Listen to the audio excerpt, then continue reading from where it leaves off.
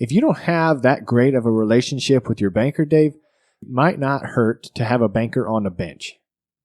Tough questions. And when I think of tough questions, I think of awkwardness. I think of frustration. I think of people going to the dentist or their wedding day. It's kind of, they're nervous about it. Do you see that as a banker?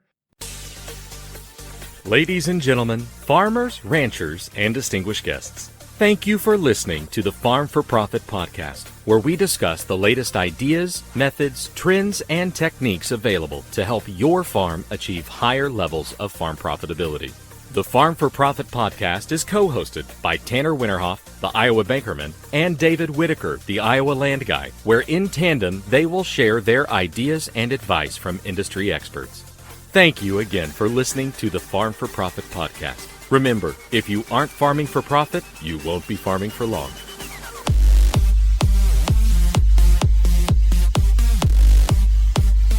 And now, here's Tanner and David.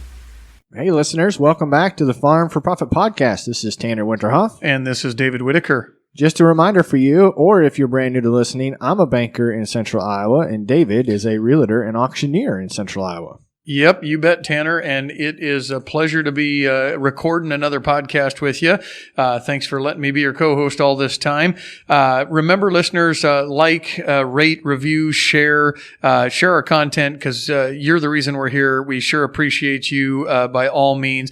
Put it out there. Let's build our audience and make us the most successful podcast out there. That's what we'd really like, Tanner. There you go. We're here to make you the most successful farmer. If you can help us out be the most successful podcast, we greatly appreciate that. We thank you already for everything that you've done.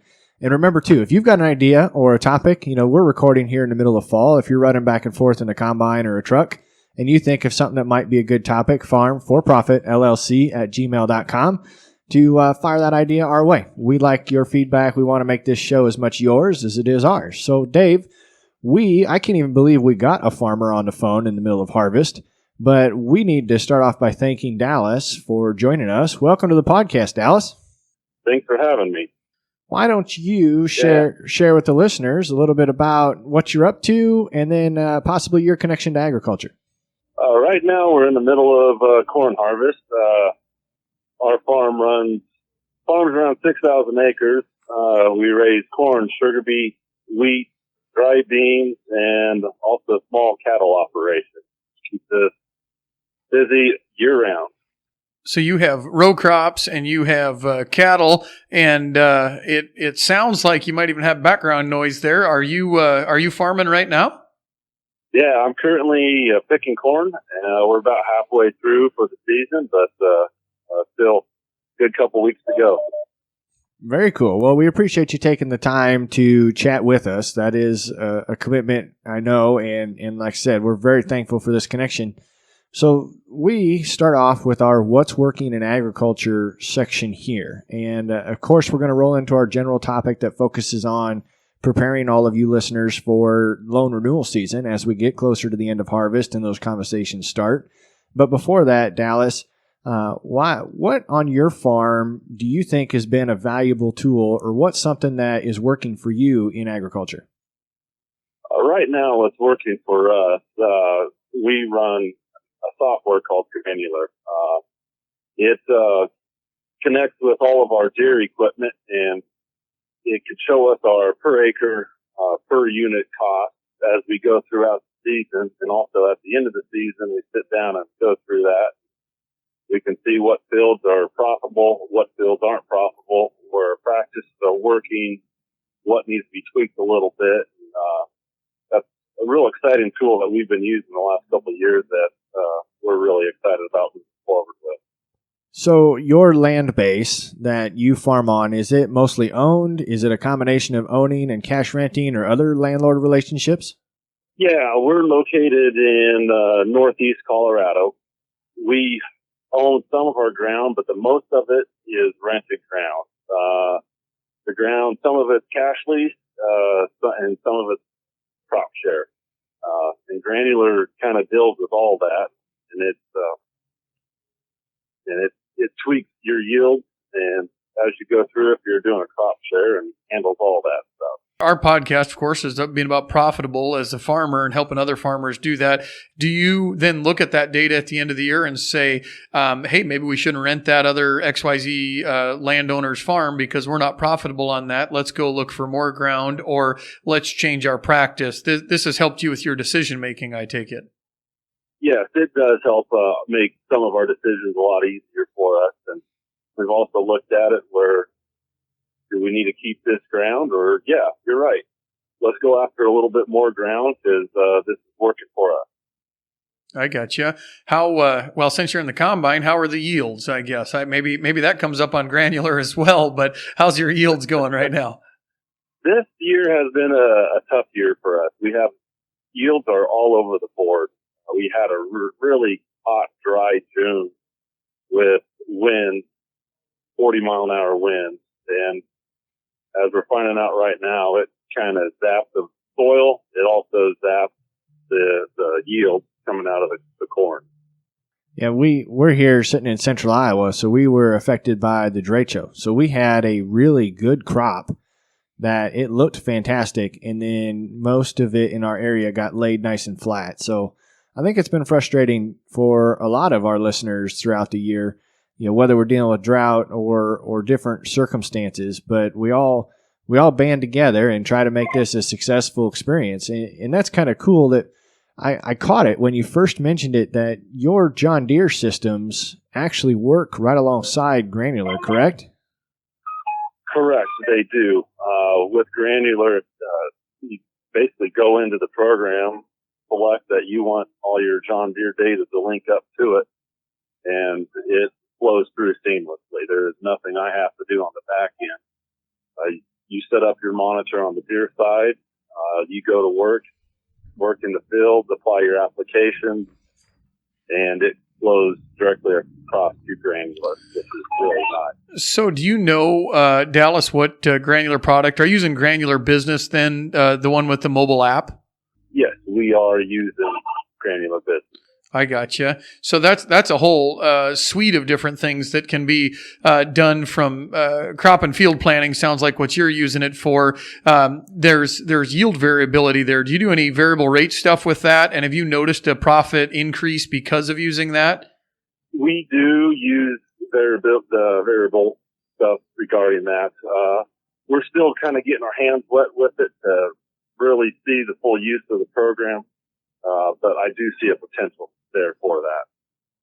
That was the cool thing that we had in a conversation with Ken last Profit episode from Granular, is that they have the ability to work with someone who's just getting their toes wet, or for a seasoned veteran when it comes to all areas of the programs that they put together. But our general topic for today, Dallas, is kind of my area of expertise as an ag lender, and how our listeners might be able to strengthen that relationship or do something that's going to benefit the ability to get lines of credit renewed. I mean, we're all in a fairly tough spot. Have you seen benefits from the Granular program to help you out in that retrospect? Yes, I have.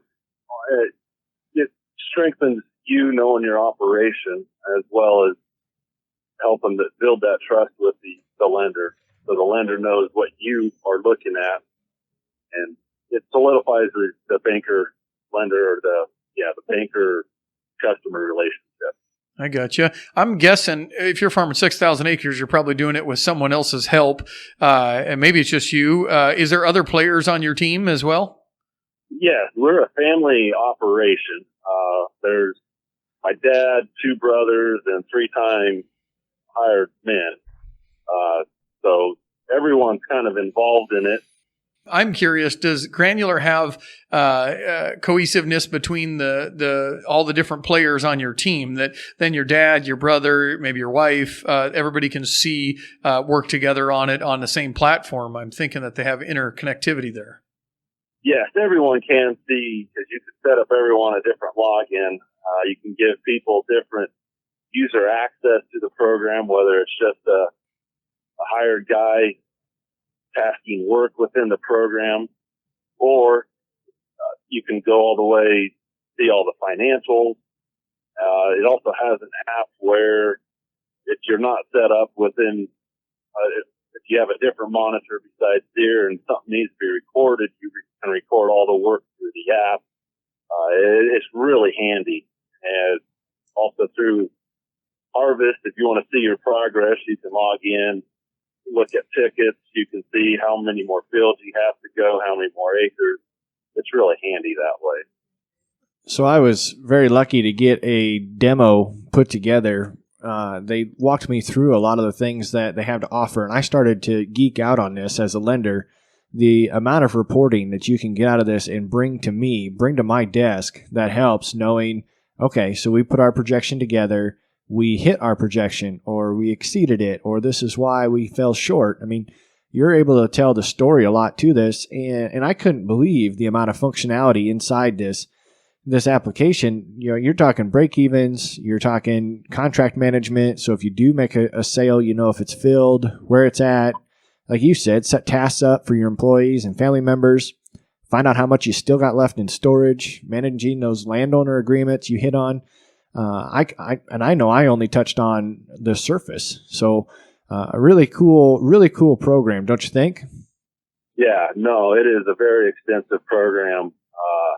And you hit the nail on the head with the reports. If you can go in there, they have some canned reports. So you also can go in there and create your own reports if you're trying to look at something different.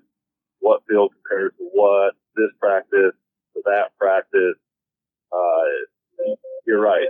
I'm an ex-banker myself, and when I got introduced to this, I kind of geeked out like any lender probably would. No, that's fantastic. But now what you're going to have to do is reach back out to Granular and tell them that you were on the Farm for Profit podcast, because those listeners of this podcast get 10% off. So you either go to granular.ag and use Farm for Profit to get you your 10% off, or come to the farm4profit.com website and follow the link that we've got there, that you can get 10% off up to $1,000 due to the partnership that Granular and Farm for Profit has. Definitely. Well, very good, Tanner. Thank you, Dallas. We wish you the best of luck as you continue to farm here. We'll probably let you go, and thanks for being on our podcast. Well, thank you for having me. Well, thank you, Dallas. We appreciate you participating in our podcast. Tanner, we're on to the next topic, and today's topic in Farm for Profit is banking. We're going to talk about banking and everything you need to know as a farmer, or at least part of it. With that being said, I want to recognize one of our sponsors, been a sponsor for a long time, and that is Vision Bank, here locally owned in Central Iowa. That's one of the reasons I joined with them. I currently use Vision Bank as well, and local decision-making ability. So if I need lending or services, it's right there. Every time I go in there, the employees know my name. They're heavily involved in the community, deep relationships, and my wife and I know like that versus other places we've been. Of course, competitive products and all that. Tanner, you are a banker at Vision Bank. That's kind of how we met, actually. What do you like about your bank, and what's your favorite parts? Yeah, you get to choose where you work for the most part, and I'm very fortunate to have found a home at Vision Bank. And one of the things that makes it such a fun job for me is we have the ability to be extremely competitive in the marketplace. So we have competitive rates, we have the ability to customize structures, we can take care of those customers, but the staff that surrounds me, and I know everybody says that they have the best people, but it's the desire to want to stay up on the trends. It's the desire to be the most knowledgeable in the industry that really makes us different, in my opinion. And so I really thought of going with like a huge bank. You guys compare with them. We like the local service, but I wanted the app. I wanted the mobile banking, all that kind of stuff. Yeah, we've got the ability to offer everything that a big bank has and still give you that personal touch. The cell phone number of the banker, the direct line that you can call and talk to a real human being. So even though there are banks on every single corner, we have the ability to do everything that everybody else can do. Well, with that, Tanner, I'd like to just thank again our sponsor, Vision Bank, here locally in Central Iowa. Member FDIC, Equal Housing Lender. So let's roll right into our general topic for today. And what we're wanting to do is really focus on making sure that you are prepared for that next conversation with your lender. we know locally that it's been a very strange year. But as we just talked to Dallas, we know that, okay, Colorado, it wasn't a typical year either. We've got a lot of you listeners from around the area, around different countries, telling us the same thing. So our goal today is to help make sure that you are the most prepared for this next conversation. And one of the things that he just talked about on what's working for ag, we were talking about Granular, and one of the things he said is actually helped prepare him, exactly what our topic is, to talk with the banker, because then the proof is in the pudding. It's right there. I know one of their on the Granular Business, one of the parts of their app is it seamlessly integrates where people can have access, including your banker. Yeah, you share it with me. You're exactly right. We're going to have a little bit of a unique format here today, Dave, too. So I had the very large honor of serving on a panel discussion for Tractor Zoom next to the Iowa Superintendent of Banking, Jeff Pleggy. So the highest ranking position for banking and bank regulation within the state of Iowa. So we're going to insert a couple of clips from that panel and then fill your ears with a little bit more information too. So when you hear another voice besides Dave's or myself, more than likely it will be Jeff on this recording. So, Tanner, when I think of talking with a banker, as a realtor, I always ask people this question, and I preface the question with the question. I say, hey, can I ask you a tough question? They gave me permission. Hey, do you owe any money left on your farm?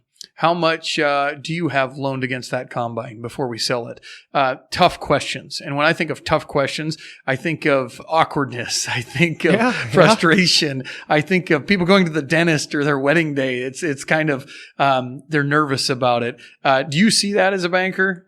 Yeah, it's really hard in perspective I do it every single day, so it's not awkward for me, but to realize that most people don't see their banker weekly or monthly. It's kind of like that trip to the dentist. You made a really good point that you only see them twice a year. You kind of know how it's supposed to go, but do you really know what's going to happen next? So hopefully by the end of this show, you guys are a little bit more prepared and a little bit more comfortable when you come in and have that conversation. So the first thing I want to do is play a clip here from Jeff and I, kind of talking about the most recent price rally and what that's going to look like for cash flow projections. So take a second to listen to this, Dave. Yeah, but it at least gives you a starting point. I think the real challenge for a lot of people to think about in the 21 year is when you look at the rapid rise of these prices, you have to think about what caused that and what makes those prices continue to reside at the levels they're at today, and whether there's a little bit more attention to protecting going forward to make sure that we don't fall back to where we were this last year. I think the other thing that has to be accounted for in this year's kind of year-end financial report is when you look at those balance sheet prices that were put on in year-end 19, and then you had some obviously market deterioration and corn sold, soybeans sold at lower prices. You have some automatic kind of devaluation in the balance sheet just from market activity. So it isn't always about what's looking forward. Sometimes it's the past that gets you as well. So with that, I'll turn it over to Tanner.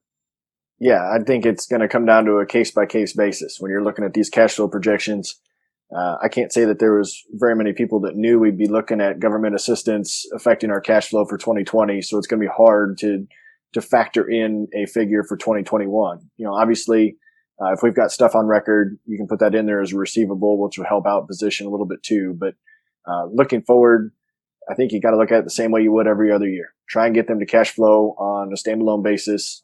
See if you can mitigate it. If you can't, get them to cash flow in that position. But it's tough to say. We're hitting an election year. We don't know what post-election is going to look like. So 2021 is probably just as much up in the air as we were sitting in February of 2020. So Tanner, what I'm hearing that they're saying, and both you guys are talking about, I'm coming in listening just like the listener on this. You guys are just talking about projections for you, not for like corn projections of yields or anything. You're talking about projections for what you can lend and how much the balance sheet's going to work for people, correct? Yep. So this next visit you listener are going to have with your banker is summarizing how 2020 went and putting that plan together for 2021. So what Jeff was kind of hitting on there is okay, we got government payments this year, but we can't rely on government payments going forward. We need to really focus on a field-by-field analysis. We need to focus on the profitability of our farm and the crops, commodities, livestock that we're raising to put our best and most accurate projection forward. So hopefully all you farmers out there have a spreadsheet of sorts or some kind of software to help you out with those projections so you can give that cash flow and realize how much did that CFAP2 help me versus would we have made it without it or would we have not made it, and get down to I never thought about this, Tanner, but people have told me get down to $1 per acre figure and how much does it cost me to farm that? Everybody wants it to be family farming anymore. And I love the family farms, but I'm telling you, it's gone way more commercial. And everybody says it's going to be commercial. I don't think it's going to be. I think it is. I mean, I think we're there. So it's a business. And as a business, you need to have trusted advisors. And that is your bankers. So I'm going to say they need to communicate earlier than later. Is that right? Yeah, especially in a year like this. I mean, Dallas hit a really good point that he can get reports put together through his granular system. But what we need to do is it doesn't hurt to start before you need something. And so guys do this with taxes all the time. I mean, every farmer out there, the number one time I sell farmland is in November. Most farms sold. You want to know why? Taxes. What things do I need to look for when I come in to talk with you as a banker? And what time of year do I do that? Do I do it before harvest, after harvest? Like how many times through the year? Well, I think that if you've got a good relationship with your banker and they are truly a part of your team, you're going to have a lot of conversations. But we all know through the growing year, it's going to be a lot of focus on projections. What do we think it looks like? And we know just like this year, August 9th, we thought everything looked really good. And August 10th, everything completely changed in our area because of the trade show. But knowing that we had a projection, we have crop insurance in place, we have certain measures in place, the best time to really put dollars and cents and hard figures in front of us is post-harvest. So here brings up a question. As we're sitting in our studio here, Tanner, fire trucks just went by. And when they're going by, I'm guessing they might be going to a brush fire or maybe even a field fire. Do people come and talk to you when there's something bad happens, or do they avoid you as a banker? Should they come and talk to you? I would think so, but maybe they're nervous too. Yep, it's that relationship. If I've got those that I'm the first person they call if something goes wrong. And I appreciate that because, I might not be able to do something this minute, but I can help you start planning for the future. I also have those that if something's going wrong, I can't get a hold of them. Don't answer their phone, don't answer text messages or emails, and they do avoid. And I would say that the former is better than the latter. And you might have a way to help them. I know right in my office right here, one of the guys that sells crop insurance, he actually had a farm that caught on fire last week. And it burnt 40 acres of corn, and all the neighbors were trying to get around there. It is super dry this time of year, but okay, so they're going to come in and they're going to talk with you. Hopefully he talked as well. Yep. Being what you said, we need to have a relationship with our banker. To do that, we need to learn about what our banker is looking for. I think we've talked about this on a previous podcast, but give me a top level here, highlight. Give me 5 things I need to bring to you. Yep. On the farmer side, obviously, if this is an existing relationship, I need to know how your year went, the year that we're just getting out of. So 2020, how did harvest go? How did your calving season go? All those historical data figures for this year. I also need to know if we made any purchases. Did we sell a piece of equipment? Did we buy a piece of equipment? Or did we do a straight up trade, piece of ground? We need to know the major changes that happened this year. Then I want to know what your plan is for 2021. And that's where I think a lot of the focus is going to be for bankers now. We kind of got through 2020 a little better than expected. We've got a rally right now that most farmers are able to take advantage of. Most of the farmers in my portfolio had very little soybeans sold prior to this rally, so they could take advantage of that with the new crop. But we want to make sure that there's a plan in place. I want to know the acres you're farming. I want to know the approximate costs. If you've got a tool like Granular, you can get really down and specific, and those reports are extremely helpful. But we need to know what 2021 is going to look like. So what about, we're talking a guy that borrows money from you all the time. So you're going to be involved in that because you have a position in that as the bank. What about the big farmer? I'm going to say the maybe not even big, the small farmer that borrows very little. So very little lending participation. Maybe all their farms are paid for. There are no liens against it. And they just like to go out and buy some new equipment or something like that. They're probably going to be a lot less involved, maybe not communicate with you as much, or should they? it all comes down to the farmer's preference. And I agree. I think you caveated that quite well. It doesn't have to be big or small. There's not necessarily a specific size. It could come to a borrower that is set up that way. But when we get into a position of wanting cash or wanting to make sure cash flow goes well, we can always look at a terminology that's called restructuring. So let's cue into something that Jeff and I talked about on that webinar. So, obviously it's been kind of a rough path the last few years. So we've seen, across the industry, a lot more restructuring of balance sheets and so forth. Liquidity is always the battle in markets like we have been having. And so, there's been restructuring going on. I was fearful a month or two ago we were going to see the second and third round of that for a lot of these producers. And, I was a senior lender during the 1980s, during the farm crisis years. And, one of the lessons that came out of that for me is, if you're going to fix it, do it right, do it once. Continuing to restructure and kick the can down the road, tends not to lead to good outcomes in the long run. Obviously with these price rallies, if people can capture it, if lenders and producers can work together, it's going to help put a little bit more stability on that balance sheet and a little bit more stability in that operation going into this 21 renewal season, by far from what I was expecting a month ago.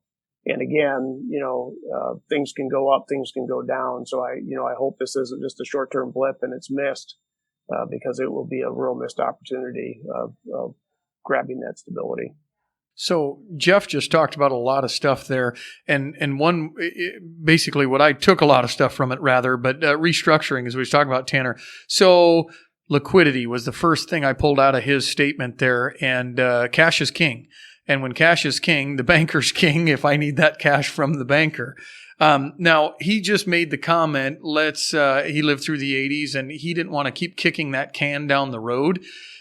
So I'm going to argue that the information the farmer gives you will help you not keep kicking that can down the road. So if I'm having hardship, I'm coming in, I need to restructure something we're doing, it's not working, or maybe we're getting rid of acres or selling something, I need to come in with you with the best information, I would assume. How many people hold information back from you? It's astounding. There's and maybe it's unintentional because they just don't think we need it. I mean, it takes a really good ag lender to ask the right questions to withdraw a lot of this information from a farmer. Is this why bankers go and sit in the combine just to make sure that the yield monitor is actually reading 200 bushel corn? I mean, accurate information is key, right? No, accurate information is key. But the reason I sit in a combine is so I'm not sitting in my office. Oh, see, there you go. But that's a good point, especially if you're in a position of restructuring. And I don't want to give restructuring a negative tone. That's a very strategic business move. Most of the time, it comes up in conversation because of a cash flow shortage. However, you can restructure at any time to set your farm or your business up for some real big success. And that's something that even right now with the interest rate environment that we're in, we have that ability to restructure right now to potentially just fix interest rates on long-term assets for a longer period of time that costs you less money. So the restructuring thing is just be sure to ask good questions when you're sitting down with your lender. If you haven't rewritten a note, if you haven't refinanced, this is where that you need to ask questions about what should we be doing. And if you're not getting answers from your lender, maybe we need to find another one. And I'm going to throw in a plug here just to go on your restructuring comment. We as farmers need to get away from the negative connotation of restructuring is bad.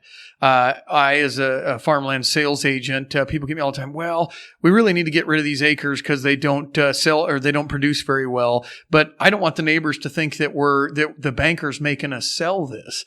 And maybe the banker suggested a restructuring, and that's just the way we're doing it. But people come to me with a negative connotation like, well, the neighbors are going to think that we're doing this. No, that's a smart business decision. I think the neighbors are going to think that, whatever they think, they should know that you're the smartest guy out there. Well, I liked what Dallas said earlier about he's using Granular to look at farms that he's renting, and it may give an opportunity for him to expand his operation. and it may be an opportunity to drop a farm because it's not profitable. It's the same thing on owned ground and owned assets, to where you might be able to pick up some more or drop something if it don't make sense. So that's good. You might be able to drop it if it doesn't make sense, but maybe it does make sense to keep it, but maybe it's restructure it with refinancing. When should we be refinancing? You can refinance at any time. The time to refinance is when it's top of mind, or at least to ask about it when it's top of mind. It's easier to do it during renewal season when you're having these conversations, because you're already going to be in there. You're already updating your financials. You're already going to be in the presence of the banker or in that actual office. But rates right now are back to record lows. And with the election on the horizon, with the way things are going, we don't have a crystal ball as to what it's going to be like, but you still have a pretty good window of opportunity here to have a conversation about fixing that interest rate for a longer period of time, or maybe lowering that interest rate that you have. But I wanted to hit on that accuracy comment that you made, Okay. Dave. That's going to be key, because if we don't know everything that's going on, we're not trying to be nosy, but your banker can help give you good advice. If there's underutilized assets, if there's something that maybe there's an opportunity in the neighborhood that we could take advantage of, just having the clarity to dispel that information across the table will get your operation a lot farther. I know people do that with doctors as well. They don't want to tell them they have chest pain or that they're hurting, and then they have a heart attack. Well, that's because you didn't tell them. I know guys don't like to tell their wives or whatever that, but maybe your wife's one thing. Tell the trusted professional what they need to know, and in this case, that trusted professional is your banker. So we've got the negative connotation around restructuring that we want to debunk. Now, what if we were in an opportunity to where we actually came up with a windfall this year and had a little extra cash? Let's listen to what Jeff had to say about possibly having a little extra cash this fall. I'll go back to Tanner's original answer. Every producer is so different. If it's a leverage situation, they have to work at fixing that leverage so they don't fall back into where they were heading during that time frame. And then it's just operation to operation. If there's already a lot of storage capacity, that's not something they're going to look at.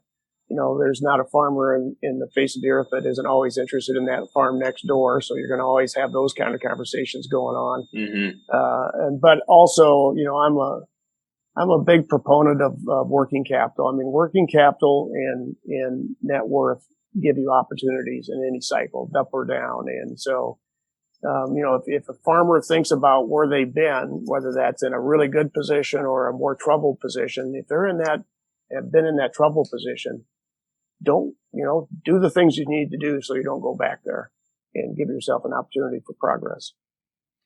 Opportunity for progress. I tell you, that's, I thought he was just going to say farmland, Tanner. That's what you should do with extra capital. But, extra capital gives you an opportunity, but be smart with it. Be super smart with it. What do you give as a banker as a recommendation there? I think he alluded to it, that I had made a comment earlier on in that webinar that it's going to be different for every single farmer. It may be time to upgrade the combine for one farmer. It may be that time to buy the neighboring 80 for the other farmer. I mean, it could be to the point to where we're going to stick it in some type of an annuity to help us with our retirement planning. So it's 100% different, but that's why you got to trust your banker. And if you don't have that great of a relationship with your banker, Dave, it might not hurt to have a banker on the bench. Oh, a banker on the bench.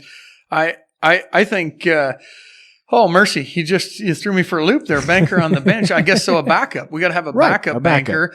And, when we all think of our trusted professional, we have the person that we use all the time. I mean, the guy over and over again. That's who we use. We use friendships. We use relationships, business politics, if you will, to it, because they've done something good for us. But you're saying have a backup. So in case our star pitcher doesn't seem to be throwing strikes for our operation, maybe we call in the pinch hitter here, not pinch hitter, but the new pitcher that's on the warm-up bench and see what they can do for us. So I'm going to call that keeping them honest, making sure that our guy is throwing strikes all the time. I have an insurance agent that I needed a backup insurance agent right Sure. now because, we just bought a new skid loader, and I said, hey, we bought a new skid loader. Can you add it to our policy? He says, can you go out and get pictures of that? And can you get all the serial numbers for me and the hours and everything, and then tell me what it's worth? I'm like, what in the heck are you doing? So I might be looking for a pinch hitter, I guess, on that. If it's openly communicated, you don't offend anybody. If I'm the second option as a banker, and I know that I am there to help make sure that you're getting the right interest rates, to help make sure you're getting everything done, that's what I'm looking to do. And that's going to help you too out as the farmer. But we've yammered on enough today, Dave. Why don't I try and summarize this and you think of a challenge? So, all right, sounds good. We started off today by talking with Dallas, the farmer out of Colorado, who uses the Granular products and utilizes those to have a good relationship with his banker and get some accurate reporting out there. But we wanted to remind you that having communication early and often with your banker is going to go a long ways. We also wanted to let you know that there are things that bankers can do to help you be structured correctly in your business, can help you work on being more organized. You can work with us to make sure that your information is accurate. We want that to be the best for every operation that we have. Gave a little bit of advice on when we should be refinancing and what to do with extra cash this fall if you happen to be the lucky one that falls into that. And then the key terminology I introduced Dave to is having that banker on the bench. The importance of having that network available for you to work for your operation and make sure you're achieving the highest levels of profitability that you can. You bet. So with that being said, let me come up with a challenge here. And as you were saying all that, I'm thinking one thing, and that was the banker on the bench. I'm thinking, man, that's such a new thought that we all have had our main person that we go with. I'm telling you, being a young guy, sometimes I feel like I can provide a better product sometimes, but people won't give us the opportunity. So my challenge is give everybody the opportunity and maybe check into that backup banker, check into that backup guy that, I've used this guy, but let's keep him honest. So I would challenge all of our listeners to just listen to the salesperson. They're probably not just selling you a product because they're selling you a product or something. They're probably trying to help you, and they probably have a good product. So just listen for a second, and then good, bad, indifferent, make your decision then. I like that. I appreciate you for challenging us, Dave. You listeners, got a little bad news here at the end of the podcast. We have officially announced that we are postponing the 2020 Farm4Profit Conference. So stay tuned. Our website, our social media, we'll make sure we'll get that back on and let you know when it is going to happen. But until then, we hope you have a good one, and we'll talk to you next time. Remember, if you aren't farming for profit, you won't be farming for long.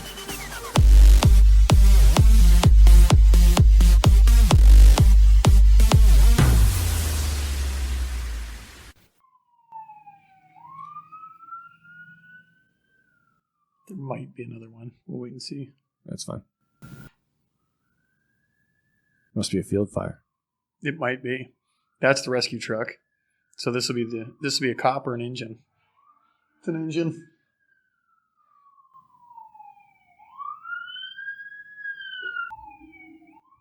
With one guy in it.